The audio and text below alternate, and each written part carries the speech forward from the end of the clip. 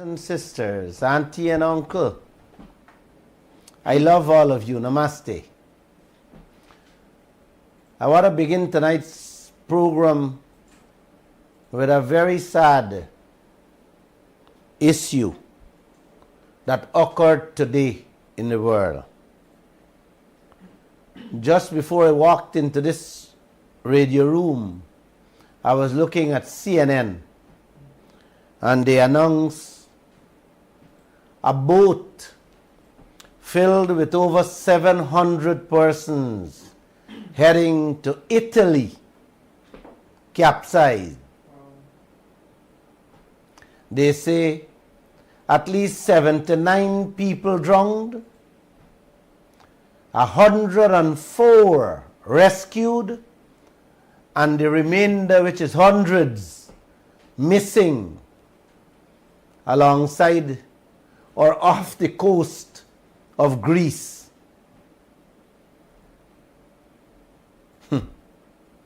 Wow. All in search of a better life. They were going to Italy, and one newscast said they are from Libya. Sad, eh? A matter of fact, the news agency said it's one of Europe's greatest disaster in the history. In search of a better life. Libya. Oh, we can only say a little prayer for them and hope that the remainder are found alive. 104 they rescue, 79 they find floating. Sad, eh, Josh? Mm-hmm. I wanted to begin tonight's program to say that I am happy. But how can you be happy when your brothers and sisters, along with their children, are losing lives in this fashion, in this way? So I will change that word, happy, to say that I am very much satisfied that many of you didn't turn out to stain your fingers for these misfits that you have in government and opposition. The local government elections came and went. Out of 20 registered voters, is 20 registered? No, man. It's 80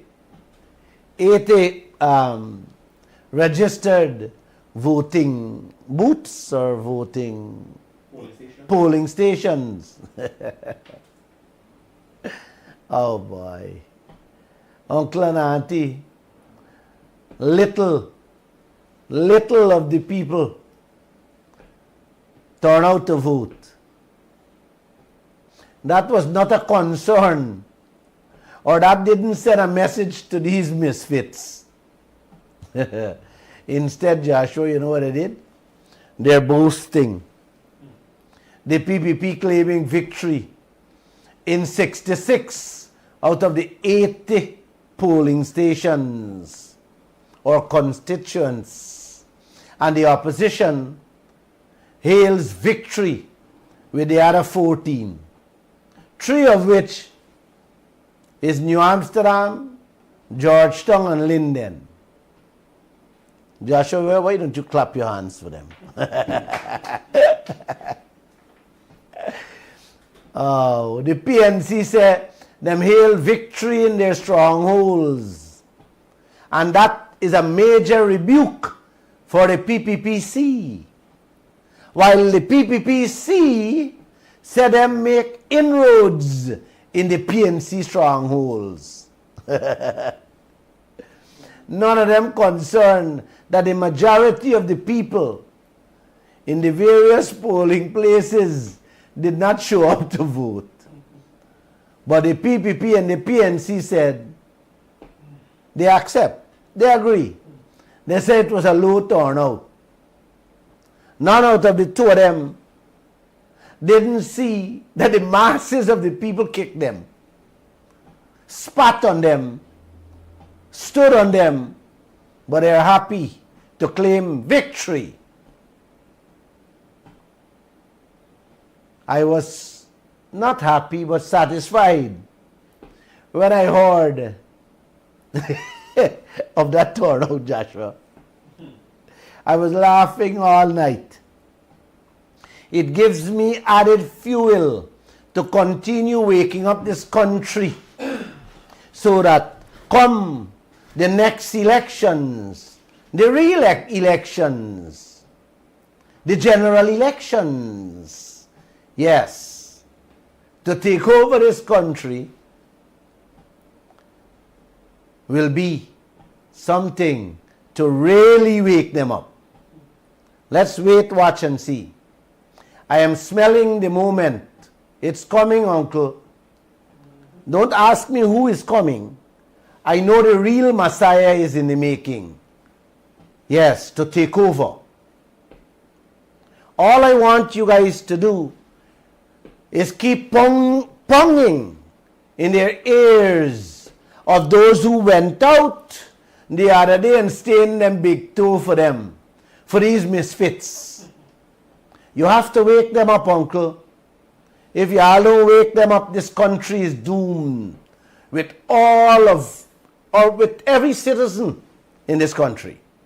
So please wake them up. And with that I say namaste once again to all of you. So now we can get cracking with tonight's topic or tonight's program, whichever one you want to describe it as.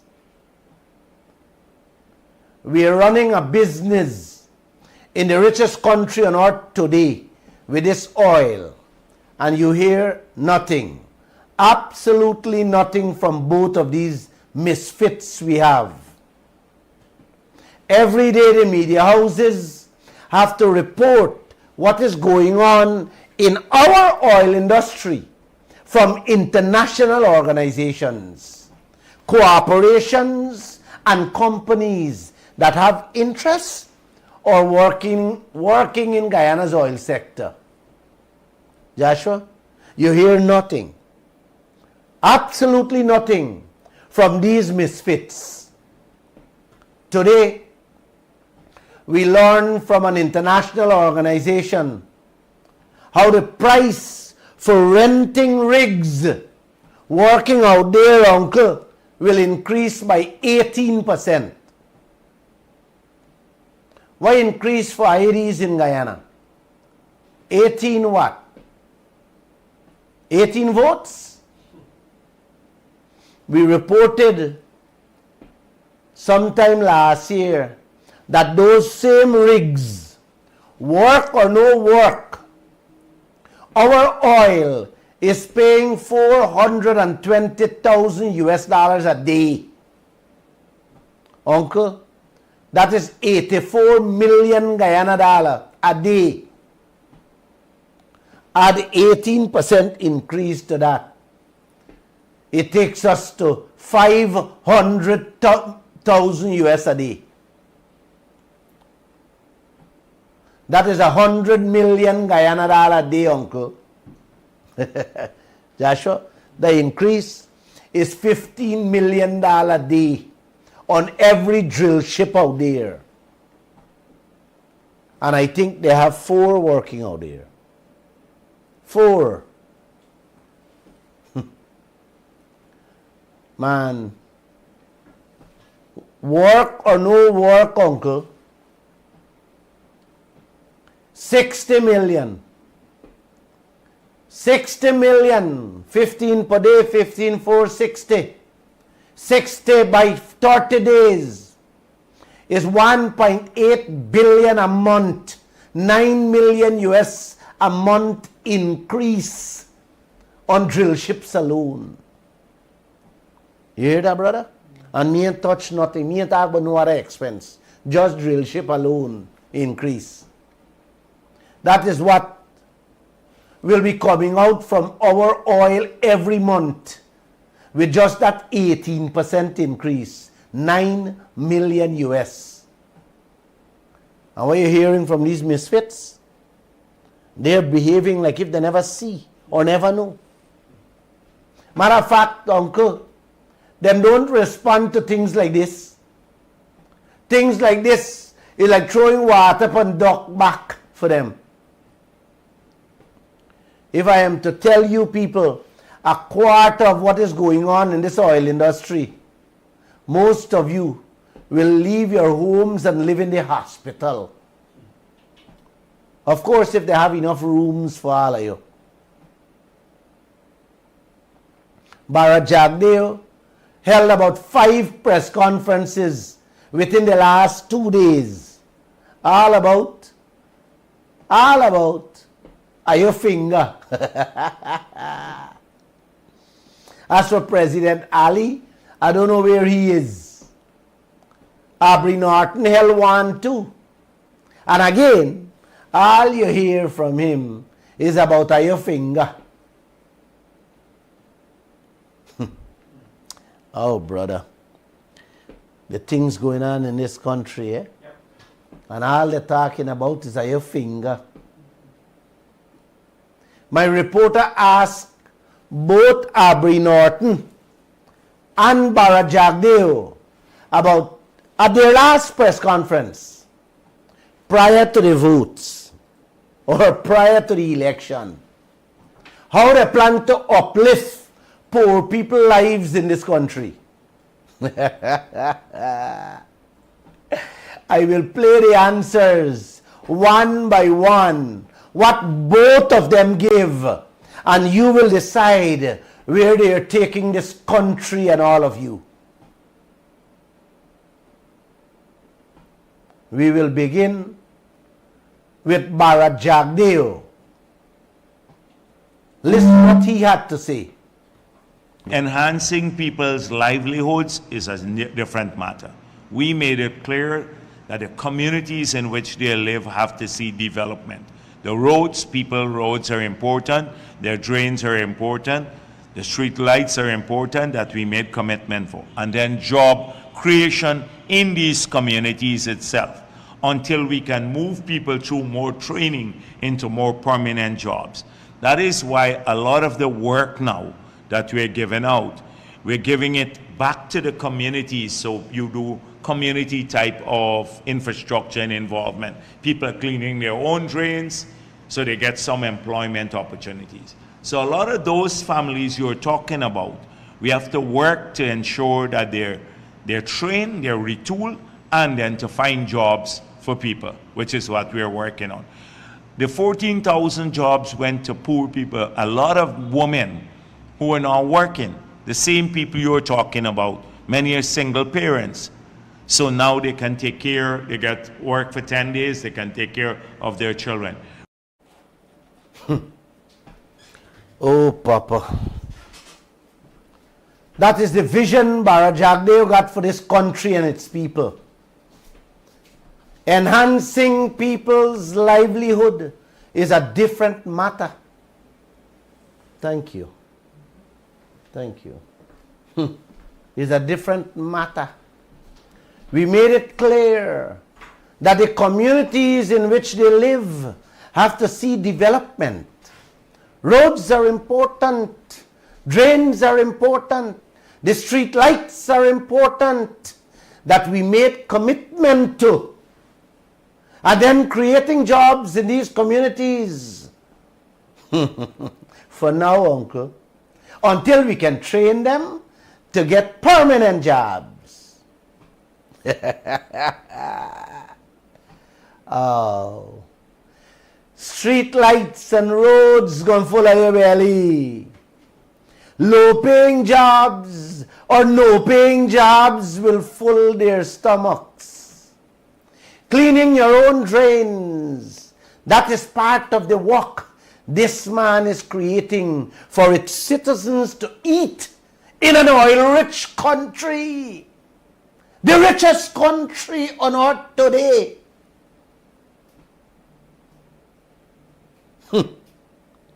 God, you help me. God, you help me. Allowing the oil companies to reap and rape this country in the billions by the minute. And Barajak, they're talking about cleaning drains. We losing billions on rental of them rigs. Rigs alone, uncle, when the year come, that can uplift every Guyanese life overnight. And this man talking about cleaning our own drains. Joshua, please play him back. Enhancing people's livelihoods is a different matter. We made it clear that the communities in which they live have to see development. The roads are important. Their drains are important. The street lights are important that we made commitment for. And then job creation in these communities itself until we can move people through more training into more permanent jobs.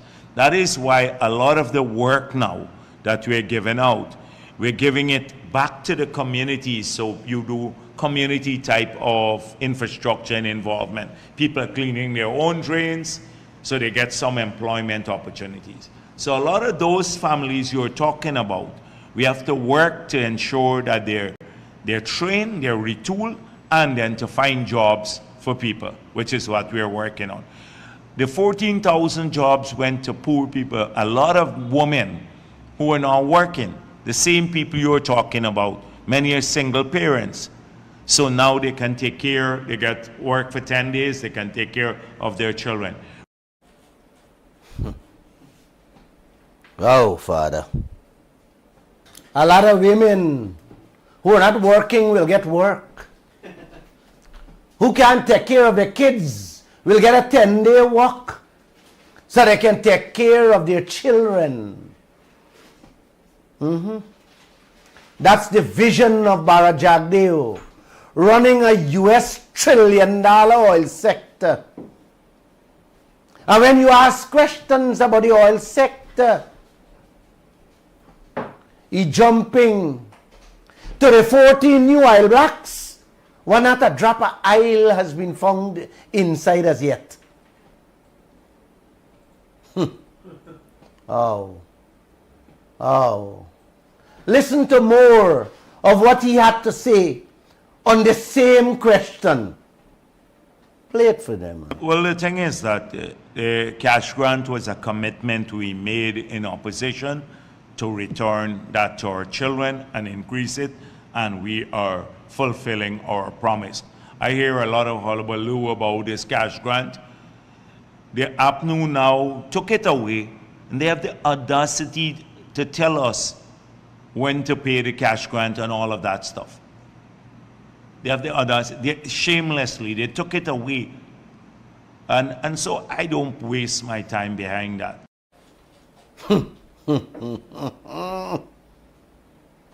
Cash grant was a commitment they made to the children, and they're fulfilling their promises. Uncle and auntie, whatever happened to the commitment for reviewing and renegotiating that thief in oil contract? Whatever happened to that commitment? You see how convenient they choose their words to make you feel nice?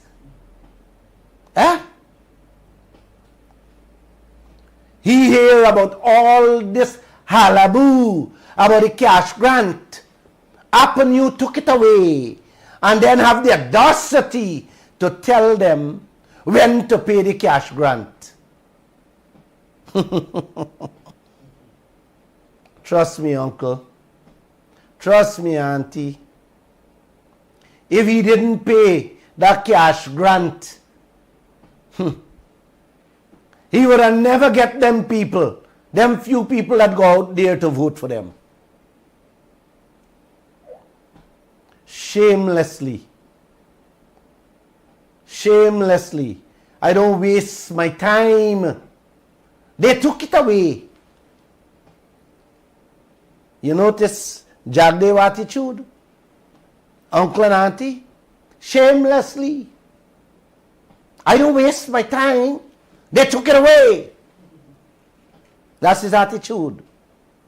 This has been Jagdev's mantra since he was president, running away from the question asked how he planned to uplift people's lives, cussing down Avenue about cash grant them take away, telling the nation people will get a 10-day work, cleaning drains to feed them picnic. This is the vision of an ex-president who ran this country for over 10 years and now heading a US $1 trillion oil sector. Sometimes, many times, I feel like hollering. Yes, I feel like bawling for what these misfits doing to this country and all of you inside. They have no understanding how to run a cake shop. None of them. And are you going and stain on your finger for them? Oh, brother. Oh. If the few of you who are listening to this program don't start waking up those people who running out there behind these misfits, IEDs will suffer too. You better heed warning. I can only, as a commentator and as a newsman for 29 years, I can only shine you people as to the games and the incompetence in them. You have listened to Bharat Jagdeo. Now listen to Abri Norton with the same question posed to him. What plans he has to improve the lives of the poor people of this country, uncle. Listen to him, man. Play. There are a plethora of ideas that we have. First of all, we said we're going to put in place a rent-to-own program in which we will build houses, allow people to pay rent, and when they pay a certain amount of money, that rent will go towards the ownership. And once they cover the cost, they will own it. So rent-to-own. We also said that we will put more money in funding for small and micro businesses, bringing more people, including our support base, into economic life at the business level, because we do believe that it is businesses that push economy. We intend to have cash grants, but in a more structured way. And we would want cash grants to be structured in a way that it contributes to the improvement of the child in school. We believe that there is scope for a national cash grant. We will look at it, calculate it, and work out how we give that cash grant and to whom we give it. And in this case, we're thinking households. We have already said that we need to improve the level of literacy in the society. So we will put a lot of money into primary education so as to ensure that by the time a child meets grade 3, that child can read, write, reason, comprehend, and count. That is critical. Human resource development is what makes a country tick. We also intend to do a lot of human resource development, do a survey of the jobs we need and create those jobs, but train the people for them. So training will be critical. We believe that we should have an oil refinery. What we don't believe is that it should be owned by the government. We will go out to invite investors to be involved so that we can have an oil refinery and remove the burden from us, put it to the investors, and that has a number of spin-off. You know, from that you could get bitumen, and so to do your roads, etc. So we will go down that road. You have another part coming. I didn't want to play the whole thing. I want to play him in part. I didn't cut it, I just stop it there for you people. And just in case you missed the first part when he began, he said he got a plethora of ideas. One is a rent-a-home program. They will build a house, rent it, and the rent you pay will go towards the cost of the house. When you don't pay off, you own the house. All this nonsense he talking about rent a house to own it is just fancy language to confuse you and make you feel nice, when he could have simply said, we will build a house and I work and pay for it monthly. But the question here, uncle, yes, the question here that he should answer is where he getting the money from to do what he's talking about. When these misfits will stop selling dreams to these poor people for their votes. Uncle and auntie, if they only manage this oil sector, forget about renegotiating the oil contract for now. Manage these costs, these inflated expenses, the amount of money that will come in this country. The citizens would not have to rent a home or pay mortgage. We will have enough money to build a house and furnish it for them, mortgage free. And they would also be given a monthly salary, Mr. Norton. Then uncle, he said he will give small businesses money because he believes that it is business that pushes the economy.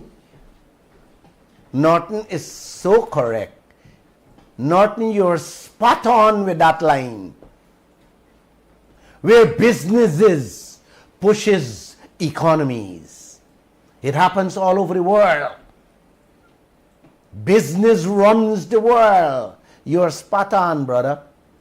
But again, let me ask you, where are you getting the money to help those small businesses you're talking about?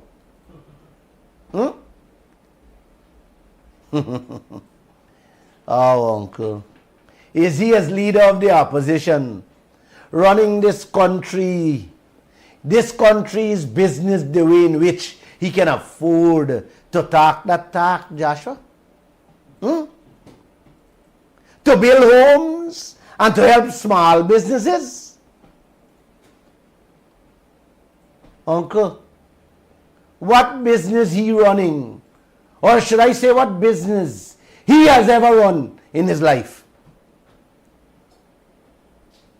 The inflated billions thrown at us by ExxonMobil and the others out there in our oil sector.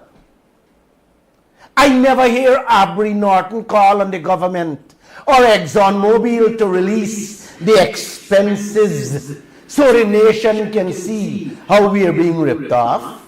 I never hear that.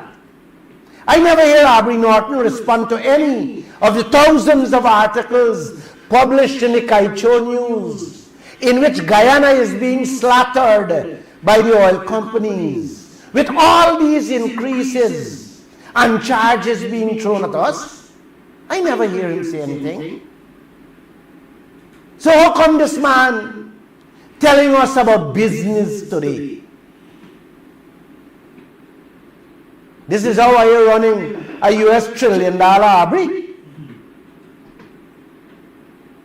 God bless you. God bless you. Another election coming. Are you going to vote for them again? Norton said, we also intend to have cash grant distributed in a structured way that will contribute to improving the lives of school children. And he will look at it in a calculated way to work out how they're giving it and who they're giving it to.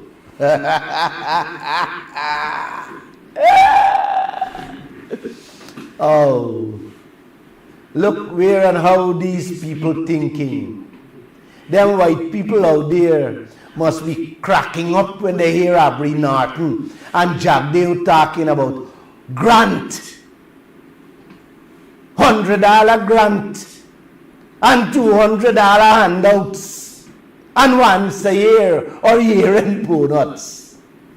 Man, Joshua, Hess Corporation, Exxon with Routledge, and Sinok the Chinese, they must be sitting down knocking glasses every day, smiling how they have these misfits for leaders in this country running business. God bless you, brother. Brother Jagdeo and Brother Norton, God bless you. Then Norton went on to talk about educating the children. How you educating them, Mr. Norton? On hungry bellies? Half of the children can't go to school because their parents don't have minibus money. Minibus money to send them to school. How are you getting them to read and write? Be able to comprehend and reason things, Mr. Norton? And count. I forget that one, and count. How are you getting them to do that? When they can't go to school. 50 plus years with these misfits, both the PPP and the PNC. And look where Guyana is today. Look where are we today. I should be ashamed to talk about children and their education. He just like Jagdeo, talking about human resources development. What he say he can do? A survey to know what jobs are needed. Then he go create the jobs and train the people because training is critical.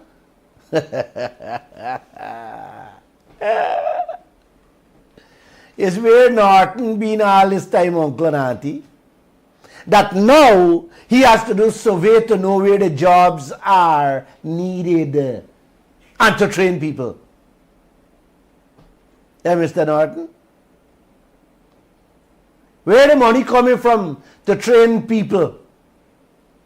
And what are you training them for? To pick up garbage or to clean trench?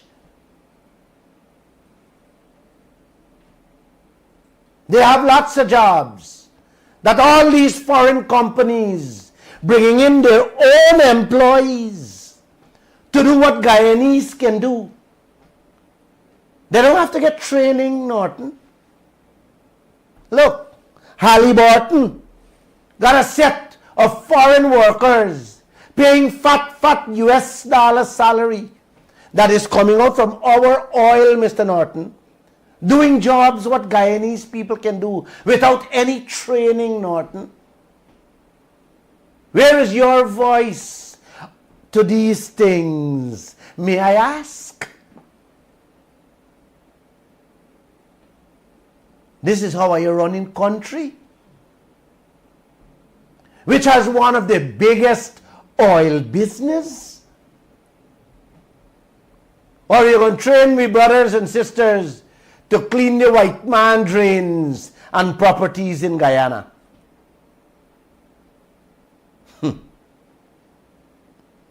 When I listen to these misfits and think of where this country is going with them, Uncle and Auntie, I try to bust my brain morning, noon, and night to figure out what to tell you what this nation will become. It is not a doomsday for tomorrow. It's a catastrophe for generations to come with no end in sight.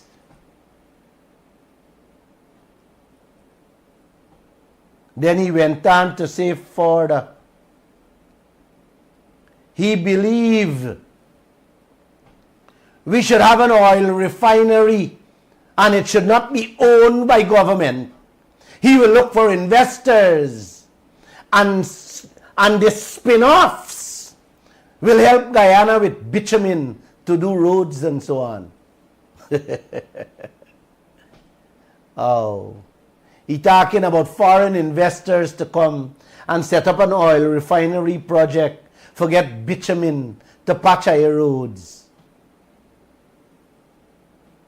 And not going after the foreigners invading our country, fetching out the raw materials, the gold, the crude, the diamonds, the raw bauxite, the raw manganese, the raw logs, that if we get the rightful share, we don't have to beg.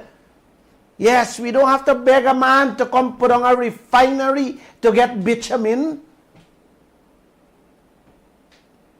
Man, uncle, the next thing you will hear him say is he going to bring in foreigners to process the manganese, the timber, and the gold, and the spin-offs of it. Don't give me jewelry to wear and wood feet. Father above. Father above. Oh, these misfits, they are focusing on spin-offs from our raw materials rather than getting the right percentage of the product. The right percentage of we gold, we diamond, we oil, we bauxite and everything. God help this country quick, please. Let me play another piece of his speech for you to hear. The continuation of that. Play it, please. We have to have a poverty reduction strategy. One of the things we'll do in the poverty reduction strategy is to ensure nobody paying under $150,000 a month pay taxes. Make them tax exempt. We also said that we will look for a minimum livable income. And once we work out that figure, we will pay our people a minimum livable income. We gave considerable wages and salary increases when we were in government. We will increase it and focus on that again. Then we said to people, look, this government continues to tell you about climate change, but they're putting everybody on the coast. Our intention is to do highways linking the regions and put our people on highlands so that we remove the vulnerabilities from sea level rise. It is critical for us to ensure that we have a professional police force. You are aware when we're in government, we train a lot of policemen to solve crime, and we were solving crime. And so we believe that we need to professionalize the police force. We need to have a commissioner that is qualified and certified for the job. It should not be politicized. We also abhor the fact that the government tries to create a divide between the joint services and other public servants like doctors, nurses, etc. We're going to remove that divide. We will treat all as equal and ensure across the board when they are getting their benefits, they all get it. We are of the view that we have a lot of people that are left behind in terms of pension. I know some big men I lime and drink with. They cry out that the pension they got from the government when they retire in 1980, what? It's probably $20,000.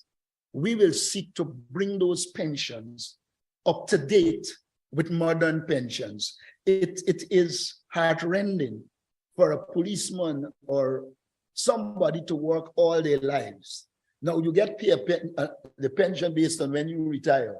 But after you would have retired, they had inflation, increased cost of living. We're going to bring that pension up. Guyana suffers from a high level of hypertension and high blood sugar, whatever you call it. We believe the Constitution says that health should be free. We will work to be able to help those persons. But we also will launch a health education program and shift us towards preventive health rather than restorative health. Those are just some. Down the line, I will outline the plethora of measures we will take to ensure that we can influence the Guyanese people to support us. Oh, God bless them people is. God bless them people is. Uncle, Norton say he can set up a strategy. Anybody earning $150,000 a month will not have to pay taxes. Oh. You went on to say he can look at the minimum wage and work out. I figure what he can pay. What he can pay that is livable. You see what these people talking about? He gonna work out a figure what is livable. Gosh. This country, the richest country on earth, the opposition leader say telling Guyana that he gonna work out and pay a livable wage when we can be the best on earth. Are you believe these people? Huh? Man, Joshua, sometime when I listen to these people, I get a slight headache. He can work out a livable and pay a livable wage in the richest country on earth. I want me play back the piece for you, man. He said how the PPP paying the same pension what people been getting 40 years now, and he's going to change that. I wonder what he's going to sell or what he got to sell for do all them things he talking about there. For sure it's not Guyana's oil or we minerals. For sure it's not a he can sell. Because he can't sell nothing. They can't get nothing out of it. Then he went on to talk about how he gonna move people to higher lands because Georgetown is low. How is he gonna do that, Uncle and Auntie? That man got to be a sailor, sailing on a ship without a paddle to nowhere. Because I don't think he understands or have the slightest clue how to move a city, much less to move the Guyanese people from the coastal area where they live. Norton, you got to get all the oil money out there to do that. Along with all the gold, diamond, and bauxite money to do that. Not half. All you have to get. Not quarter or 1/8, all. To do that nonsense you preaching or dream you're selling to the Guyanese people. That's a dream. Oh, brother.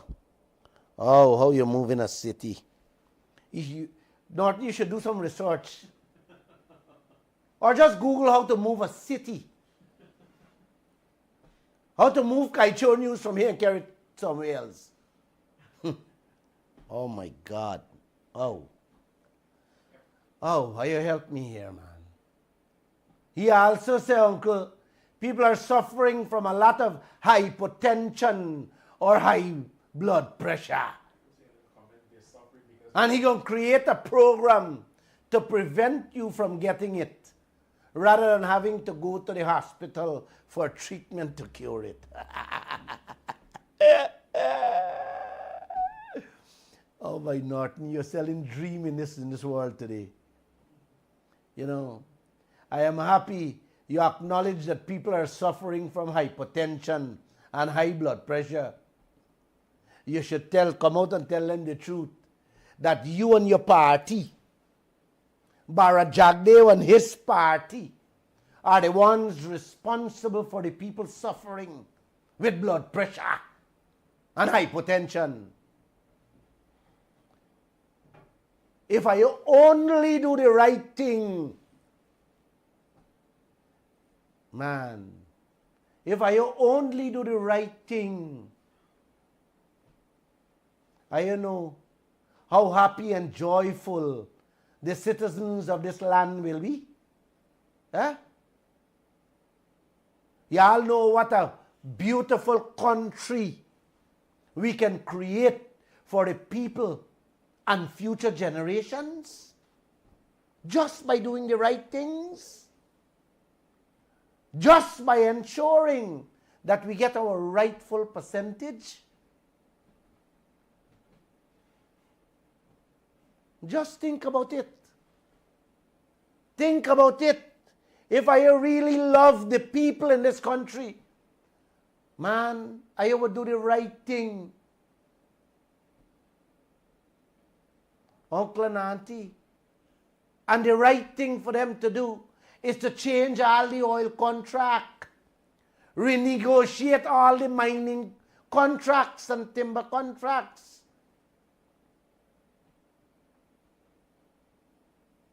I hope, I only wish at the next press conference,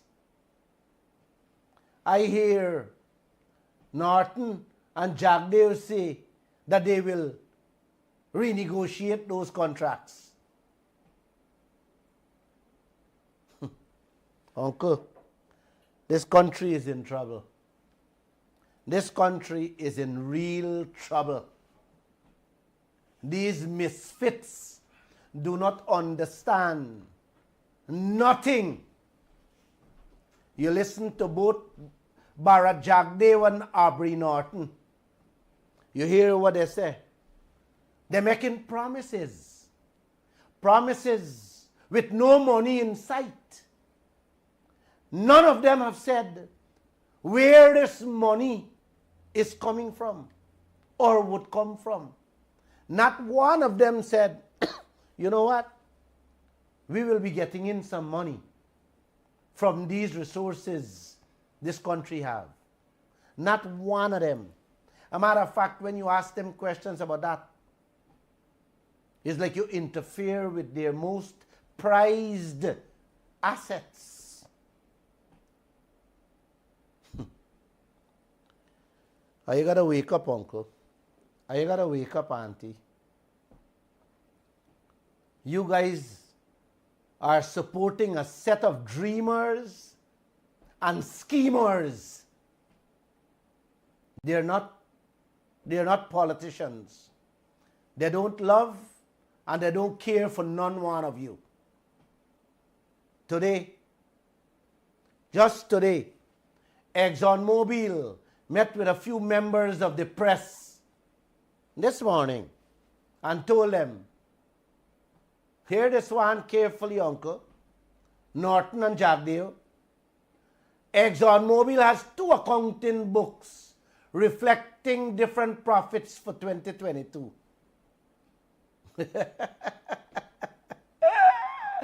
They said I got 2 accounting books reflecting different profits for 2022.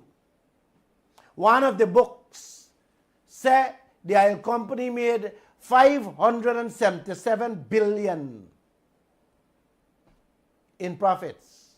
And the other book say 125 billion. And they tell the press, they tell the reporters today that Guyana must focus on the 125 million and not the 577 billion.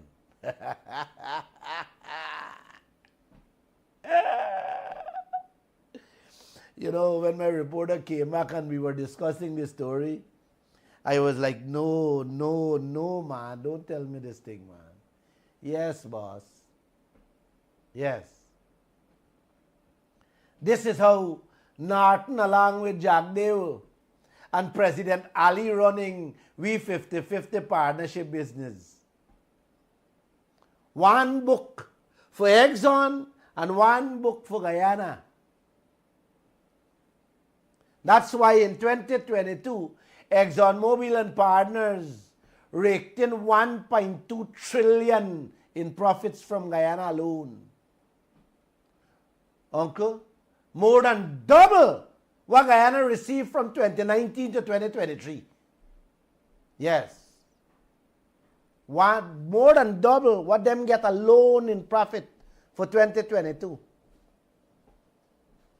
What we get from 2019 to 2023.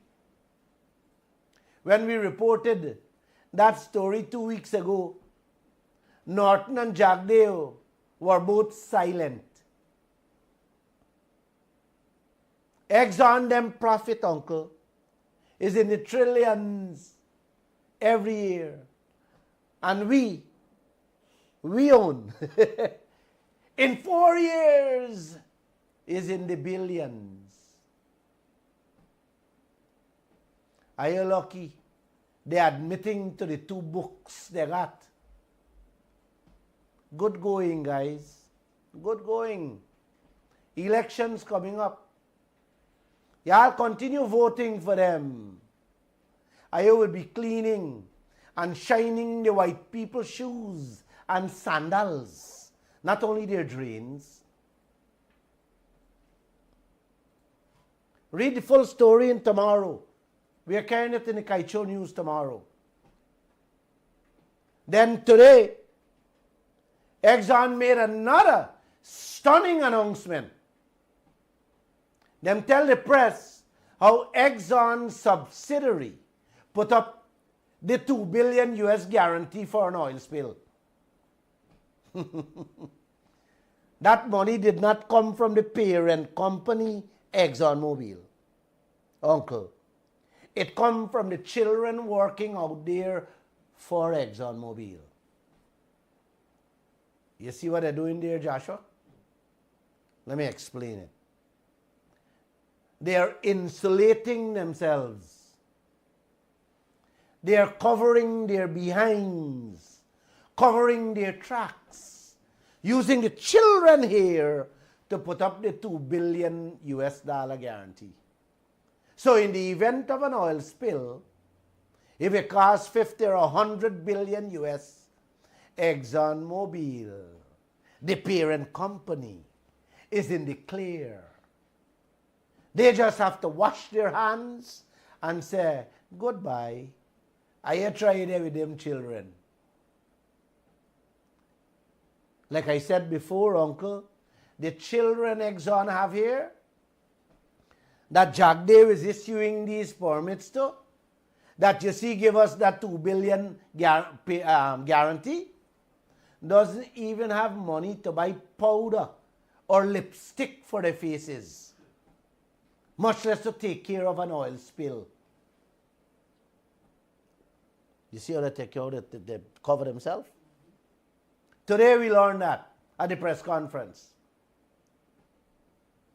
You must also know, uncle, the contract say Exxon parent company or, listen to me carefully, Exxon parent company or their affiliate company must give Guyana that unlimited parent company guarantee.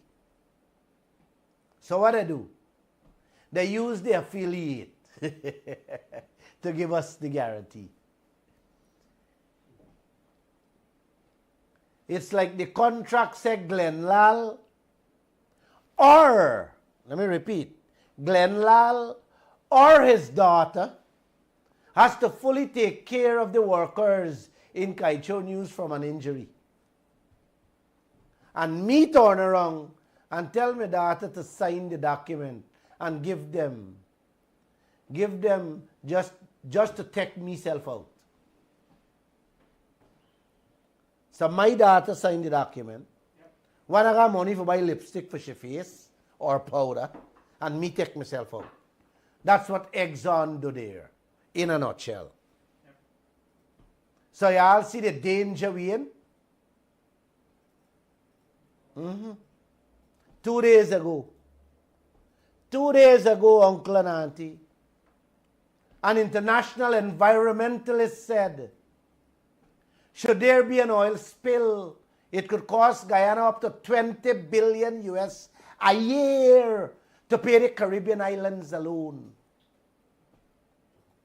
God bless all of you. God bless all of you.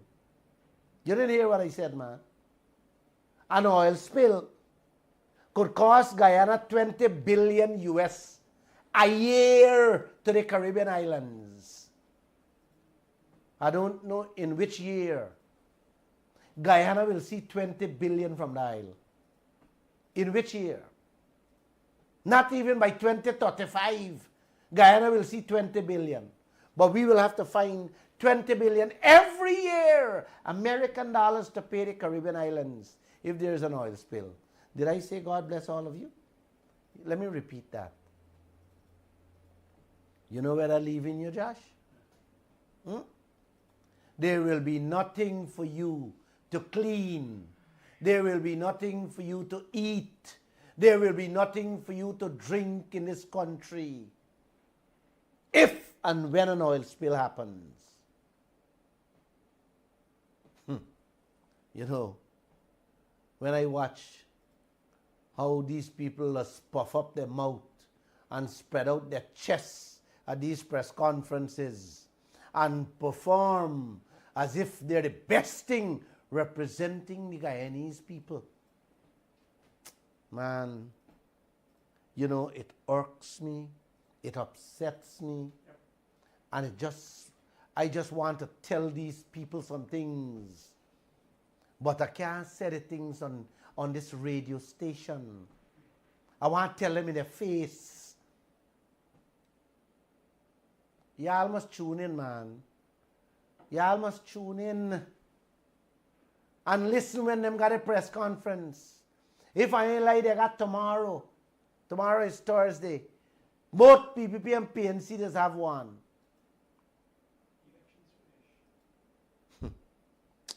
Josh, I'll take a few phone calls. Let me share. Hold on. I want to share. I want to give her a laugh, brother. Sisters, I want to give her a laugh. I want to share what a friend of mine named Orin tell me today. He said he met an old coolie man in Canada who tell him he never wanted to go live overseas because they got too much natural disasters out there. He preferred to stay in Guyana because Guyana only has two. The PPP and the PNC. He said overseas got too much natural disasters. He don't want to live there. He only want to live in Guyana because Guyana only got two. The PPP and the PNC. The man is wrong, Josh. I don't know, but it is. For me, these two parties, or these two parasites, I should say, the PPP and the PNC, have been, still is, and would always be Guyana's biggest tragedy. Yes, the biggest. Before I take the first phone call, Joshua, Uncle and Auntie, y'all think these two parties love Glenlal? I think so, you know. Y'all think ExxonMobil and them foreign companies in Guyana love Glenlal too? Joshua? I think so. I think so. You don't think they love me? Of course. Yeah, they love me. Call me and let me know, Uncle, if you think Exxon, PNC, PPP, and all them foreign gold, diamond, and bauxite companies love Glenlal.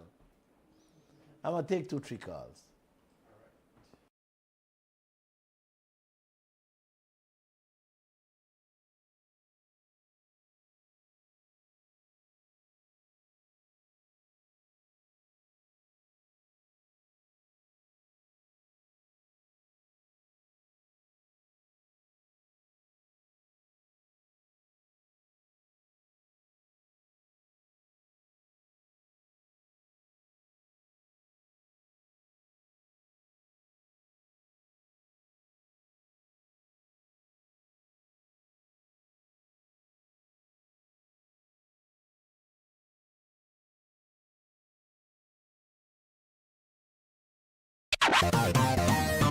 Kaieteur Radio, keeping you informed. Demerara and Essequibo 99.1 FM. Berbice 99.5 FM.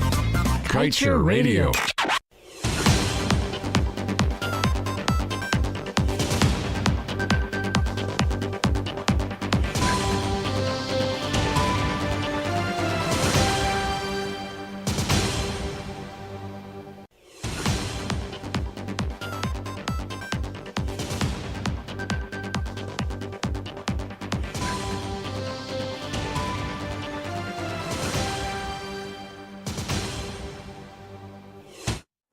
Good day. Welcome to your news at noon on Kaieteur Radio. I'm Kevin Smith. The 2022 financial statements for Esso show that it made a jaw-dropping profit totaling $577 billion. However, officials at the company are saying that this figure does not accurately reflect expenses, investments, and profits made. To get a holistic picture, one has to apply the accounting rules governing the Stabroek Block Agreement, which would show Esso's profits for 2022 being roughly $500 million or approximately 106 billion Guyana dollars. Explaining the foregoing, and in great detail, was Esso's Vice President and Business Service Manager, Philip Ritema. He stressed that there are two separate accounting standards, one governing the preparation of financial statements and the other for the Stabroek Block PSA. The two are so distinct that he called them apples to oranges. And Esso lodged a $2 billion affiliate company guarantee for oil spills in the Stabroek Block. This was confirmed by Ritema. He said the guarantee was lodged last Friday with the EPA. This was done in keeping with an order from Appellate Court Judge Justice Rishi Prasad. Justice Prasad had issued an order for a $2 billion parent and or affiliate company guarantee from Esso to be lodged as a condition to a stay of execution granted on a lower court's order. And in other news, international financial analyst Tom Sanzillo believes that the intervention by the government to be part of the appeal case challenging the ruling which ordered that ExxonMobil provide Guyana with unlimited parent company guarantee appears to underscore the point that the revenue Guyana expects from oil production takes priority over the nation's environmental law. Sanzillo is the Director of Financial Analysis for the Institute for Energy Economics and Financial Analysis, which examines issues related to energy markets, trends, and policies. The body's mission is to accelerate the transition to a diverse, sustainable, and profitable energy economy. Sanzillo underscored that among several controversies involving ExxonMobil, Esso, Hess, and China National Offshore's oil drilling project and the oil spill cleanup insurance litigation in Guyana has taken center stage. Meanwhile, Canadian oil explorer CGX Energy Inc. announced this week that it encountered an aggregate of approximately 7 to 1 feet of net oil pay after drilling the Way 1 bypass well in the Quarantine block.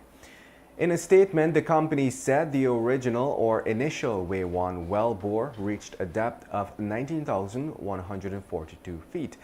However, bypass exploration and appraisal well was drilled from 18,757 to a total depth. And in other news, Joseph Shako of Tushen North East Bank Essequibo was on Tuesday killed after he was struck off his bicycle by a speeding car along the Greenwich Park public road. According to reports, the accident occurred around 20 hours 40 on Tuesday and involved a motorcar owned and driven by 20-year-old Bashan Daniram. It was reported to the police that the motorcar was traveling east along the northern side of the road, reportedly at a fast rate, when it is alleged that the pedal cyclist suddenly rode from the northern side of the roadway in an attempt to cross the road and ended up in the path of the motorcar. Meanwhile, a parent of a child who attends the Victoria Nursery School located on the east coast of Demerara has penned his frustration about the untidy yard at the school. With pictures attached depicting the overgrown bushes in the nursery school compound, Mr. Samuel Gillis said that it is his observation that on multiple occasions when he visits the school to pick up his daughter, he noticed the unkempt schoolyard. The parent explained the grass is so high that it overtakes the playing equipment and would literally hide some of the kids if they stand in it. He said as a result, the children are prevented from going outside to play. According to Gillis, he was informed that it is the responsibility of the Regional Democratic Council of Region 4 to ensure that the schoolyard is kept clean. To this, he questioned why the RDC is not doing its work in an effective manner. And moving on, the Caribbean Examinations Council on Wednesday announced that examination papers stored at a high school in Jamaica have been stolen.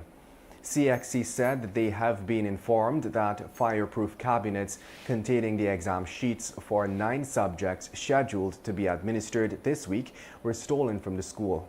CXC further stated that it is determining the course of action and will communicate with the different ministries and that further information on the matter will be shared as it becomes available.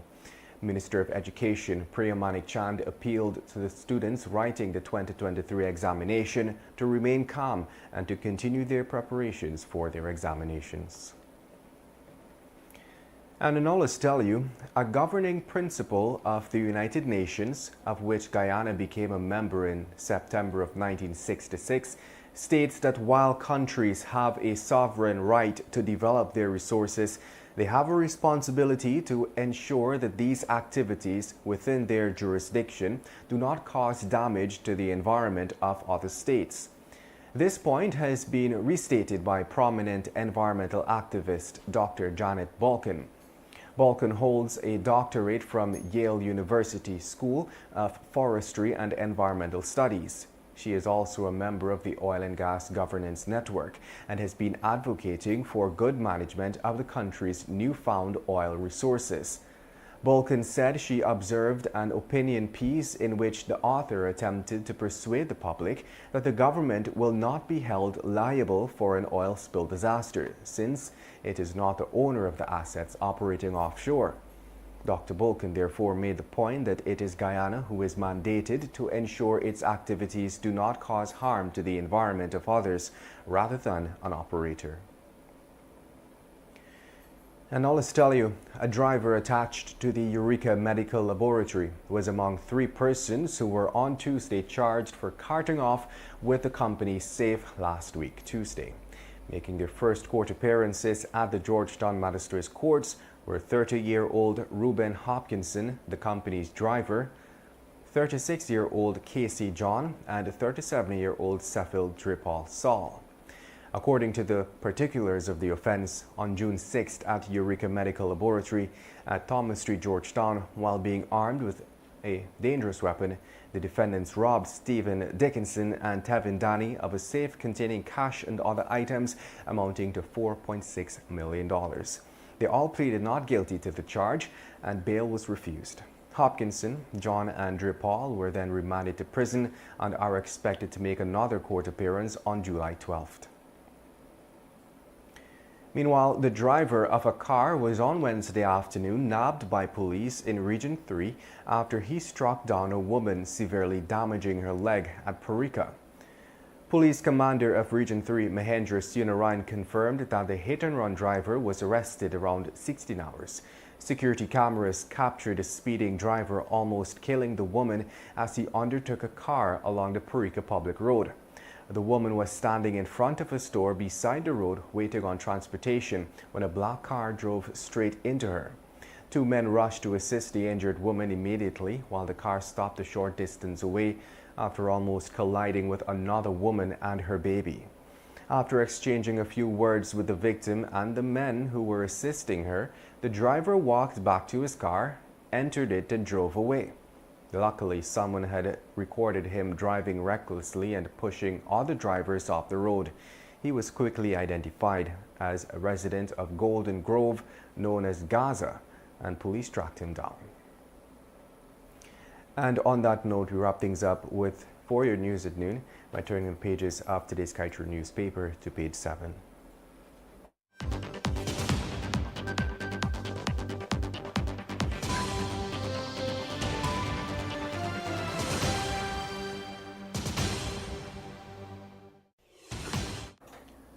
Where is the president? 3 days after the local government elections, Vice President Bara Jagdeo has commanded the spotlight, not even giving President Ali a seat next to him at the party's press conferences. This is unprecedented and shows how much Jagdeo is obsessed with power and control. The 2023 local government elections is equivalent to the U.S. midterm elections. It is an examination of President Ali's stewardship of this country and the performance of his government as much as it is a renewal of the local government organs and their performance. His party has claimed a massive landslide victory, according to him, at the polls, but he is nowhere to be found to help make these pronouncements. This is very bad optics and amounts to punishment for Guyana's young president.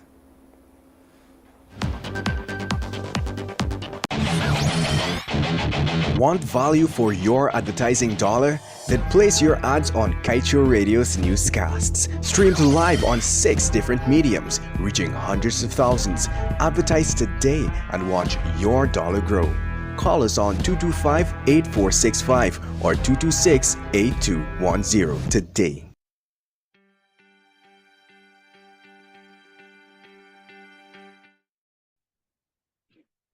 It is Thursday. It's June 15th, mid-month. Welcome to Kaieteur Radio 99.1 and 99.5 FM. I'm GHK Lal on the National Outlook. You know, every time I hear about fires, I shiver. Every time I hear about fires that lead to deaths, I cringe. I tremble. We've had too many fires. We've had Madhya and nobody needs any new information on that. 20 gone and many, more than a few injured. One severely and somewhere up in New York at Mount Sinai, I think. And now, on Thursday edition, last Thursday, a week ago, of Kaieteur News, we see this really sad story of these 2 little children, 2 girls, 2 sisters in Mahaika, burnt to death. Burnt to death. And we pray for that family. They were left unattended. Something went wrong. They're now gone. We mourn the loss of 2 more young lives. The neighbors went to help and they couldn't. Locks. I remember Madia. And again, I tremble. We live in a country where crime is so rampant in government after government that we, the citizens, have to go to these lengths to secure ourselves. Grills, steel bars, locks, cameras, lights, dogs. These are all very expensive propositions. But we have to get them, or we're going to have to wake up 24/7, 365 days a year. Crime is that rampant. We hear about home invasions. We hear about business invasions in the broad daylight and people being attacked openly, brazenly. We don't have as much confidence in the Guyana police force as much as we should. We don't believe that we're getting the whole stories when where crime is concerned. I don't. Maybe you do, but I don't. Do you feel safe walking in Georgetown or at night? Do you feel safe walking in your own neighborhood in the dark? So that's where we are. That's why we have to have padlocks. Padlocks on the gate, padlocks on the door, on the outside, padlocks on the inside. We have to have grills. Padlocks at the back, the front, and upstairs and downstairs. Can't live like this. Sisters and brothers, my fellow Guyanese, we cannot continue to live like this. Because if the bandits don't get us with our doors, when we don't have grills, then we are going to end up destroying ourselves. Because we have to have locks. That's our mentality. We have to have locks. It's a self-preservation thing, self-protective thing. And now we've got these two little ones gone forever. Young lives wasted. Yes, there was some irresponsibility, and I hear that. That should be factored in to our conversation today. But nothing is going to bring them back.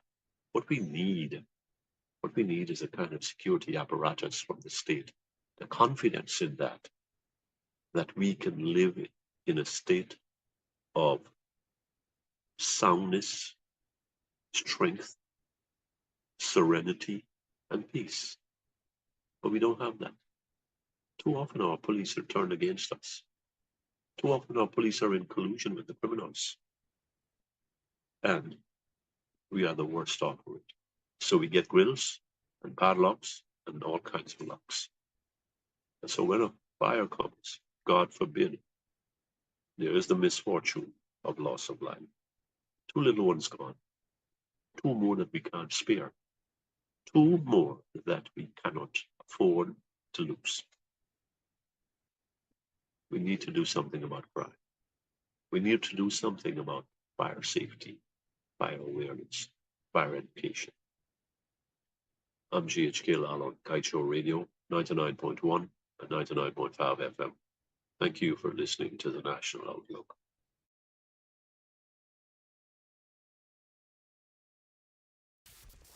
Kaieteur Radio. Covering Guyana from coast to coast. Demerara and Essequibo 99.1 FM. Berbice 99.5 FM. Kaieteur Radio.